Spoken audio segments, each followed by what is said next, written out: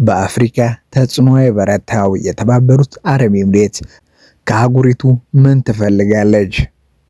የተባበሩት አረብ ኤሚሬትስ አፍሪካ የምታሳድረውን ተጽዕኖ ከጊዜ ወደ ጊዜ እየበረታ መጥቷል። በአፍሪካ ላይ ጫና ለማሳደር ገንዘብ ፈሰስ ማድረግን ጨምሮ ሌሎችም መንገዶችን ትጠቀማለች። የተባበሩት አረብ ኤሚሬትስ ቅድሚያ የምጣኔ ሀብት ፖሊሲን ታራምዳለች። በተለይም በአፍሪካ ቀንድና የሳህል ቀጠና ከሌሎቹ ሀገራት ጋርም ወታደራዊ ስምምነቶችንም ፈርማለች። ከዚህ ጋር በተያያዘ ህገወጥ ንግድን እና ከመንግስት ውጭ የሆኑ ታጣቂዎችን ማሰማራትም ይጠቀሳል። ባለፉት አስርታት የተባበሩት አረብ ኤሚሬትስ በአፍሪካ ዋነኛ ተዋናይ ከሆኑ አገራት መካከልም አንዷ ሆናለች። የምጣኔ ሀብት ፍላጎት አላት። ቀጠናዊ ጫና መፍጠርም ትሻለች። በነዳጅ ሀብት የተትረፈረፈችው የተባበሩት አረብ ኤሚሬትስ የመከላከያና ወታደራዊ ፍላጎትም አላት። በዋናነት የሚጠቀሰው በቀይ ባህርና በህንድ ውቅያኖስ ላይ ያላትን ፍላጎትም ማሳደግ ነው። የየመን ሁቲ አማጽያን በቀይ ባህር ላይ በቅርብ ጥቃትም ሲሰነዝሩ ነበር። በአፍሪካ ቀንድና የሳህል ቀጠና ያለው አለመረጋጋትም ጨምሮታል። እነዚህ ክስተቶች ከተባበሩት አረብ ኤሚሬትስ የጀርባ በር ዲፕሎማሲያዊ እንዲሁም ከመንግስታት ውጭ ካሉ ኃይሎች እና ከታጣቂዎች ትስስር ጋርም ተያይዘው የሚነሱ ናቸው። ማሳያ ሆኖ የሚጠቀሰው ከሶማሊያ ነጻነት አገርነቷን ካወጀችው ሶማሌላንድ ጋር የተባበሩት አረብ ኤሚሬትስ ስምምነት መፈረሟ እንዲሁም ለሱዳን ፈጥኖ ደራሽ ኃይልም RSF ድጋፍን መስጠቷ ነው። የተባበሩት አረብ ኤሚሬትስ ለነገሩ ይፋዊ እውቅና ባትሰጥም አሊያም ይፋዊ መግለጫ ባይወጣም በአፍሪካ ኃይልም የመሆን አዝማሚያም በጉልህ ይታያል። ጉዳዩ አወዛጋቢ ቢሆንም እንኳን የተባበሩት አረብ ኤሚሬትስ ጣልቃ መግባቷና የምጣኔ ሀብት ፍላጎቷን ለማስጠበቅ መሞከሯ አልቀረም። በዚህ አህጉር አፍሪካ ላይ ጫና በማሳደር ጉዞ እንደ ቻይና ያሉ ዓለም አቀፍ ተገዳዳሪ ኃይሎችም አሉ። ጫና የማሳደር ፍላጎት የተባበሩት አረብ ኤሚሬትስ ላይ መልሶ ሊያሳድር የሚችለው ተጽዕኖ አለ። አካባቢያዊ ፖለቲካዊ አንድምታውም ይጠቀሳል። ከነዚህ መካከል በአፍሪካ ሊፈጠር የሚችለው አለመረጋጋት አንዱ ነው። የተባበሩት አረብ ኤሚሬትስ ከተለያዩ ግጭቶች ጋር በተያያዘ እንደ ጠላት መፈረጇም ተያይዞ ይነሳል። ማሳያ የሚሆነውም ከአልቃይዳ ጋር ትስስር ያለው አልሸባብ ሲነሳ የተባበሩት አረብ ኤሚሬትስ ስምም መጠቀሱ ነው። የተባበሩት አረብ ኤሚሬትስ ቅድሚያ ከምትሰጣቸው ጉዳዮች አንዱ ወደብ ነው። ተንታኞቹ እንደሚሉት የተባበሩት አረብ ኤሚሬትስ ወደቦችንም በመጠቀም አፍሪካ ላይ ያላትን ጫና እያጠናከረች ነው። መቀመጫውን ዱባይ ያደረገው ዲፒ ወርልድ እና አቡዳቢ ያለው አቡዳቢ ፖርትስም ግሩፕ ዋነኛ የወደብ ጉዳይን አሳላጭም ናቸው። ሁለቱ ተቋማት ከልዑላውያን ቤተሰብ ጋር ትስስር እንዳላቸውም ይታመናል። ከወደብ በተጨማሪ ሌሎች መሰረተ ልማቶችና የምጣኔ ሀብት ቀጠናዎች ላይ ኢንቨስት አድርጋለች። ዲፒ ወርልድ እንደ አውሮፓውያን አቆጣጠር 2006 ጀምሮ የወደብ አስተዳደር ኃላፊነትም እየወሰደ ነው። የጅቡቲ ዶራሌ የኮንቴነር ተርሚናል አንዱ ነው። እንደ አውሮፓውያን አቆጣጠር በ2018 ላይ ጅቡቲ መልሳ ማስተዳደርም ጀምራለች። የሞዛምቢክ ማፑቶ የኮንቴነር ተርሚናል ሌላው በተባበሩት አረብ ኤሚሬትስ ስር ያለ ነው። ሌሎቹ በዲፒ ወርልድ ስር ያሉ ወደቦችም ቀጣዮቹ ናቸው።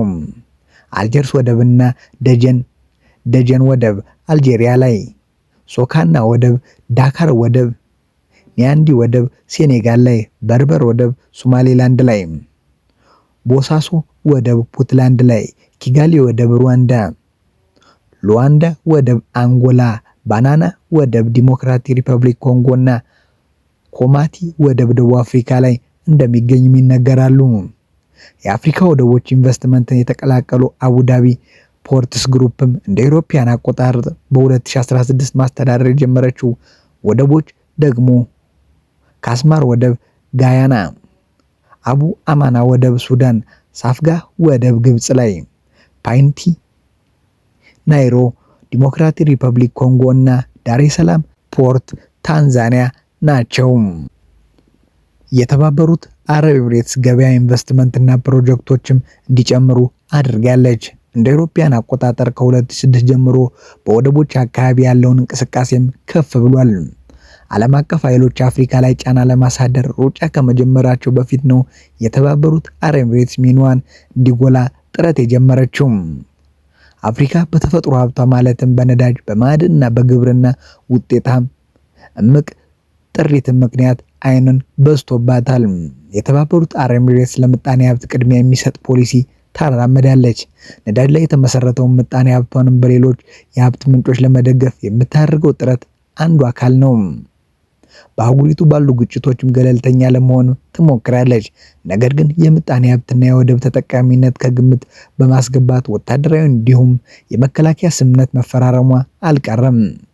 የተባበሩት አረብ ኤሚሬትስ በአፍሪካ ቀንድና በሳህል ቀጠና ሽብርተኝነት፣ እስላማዊ አክራሪነትን፣ የባህር ላይ ዘርፉንም በመዋጋት ጣልቃ ትገባለች። እንደ አውሮፓውያን አቆጣጠር በ2015 በየመን ሳውዲ አረቢያ የሚመራው ጥምረትም ውስጥ እጇ ገብቷል። ከጊዜ ወደ ጊዜ ከውጭ ሆነ ከመደገፍ ወደ ቀጥተኛ ወታደራዊ ጫናም መጣለች። እንደ አውሮፓውያን አቆጣጠር በ2019 በሳውዲ ከሚመራው ጥምረት በከፊል ወጣ ከሁቲዎች ጋር ተቀናቃኝ የሆኑ ታጣቂዎች መደገፍም ጀምራለች።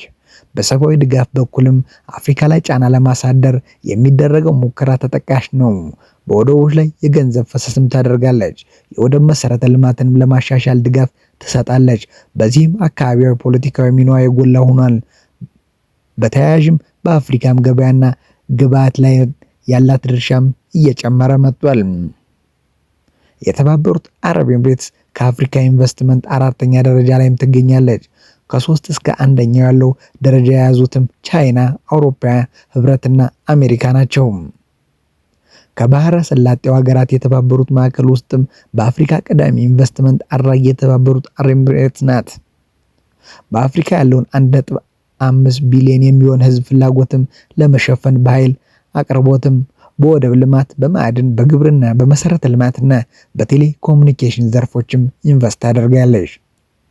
እንደ ኢሮፒያን አቆጣጠር በ2022 የተባበሩት አረብ ኤሚሬትስ በአፍሪካ አራተኛ የውጭ ቀጥታ ኢንቨስትመንት ነበራት። 60 ፕሮጀክቶችም ተዘርግተዋል። ቀዳሚዎቹ 3 ሀገራት አሜሪካ 93 ፕሮጀክቶችንም ገንብታለች።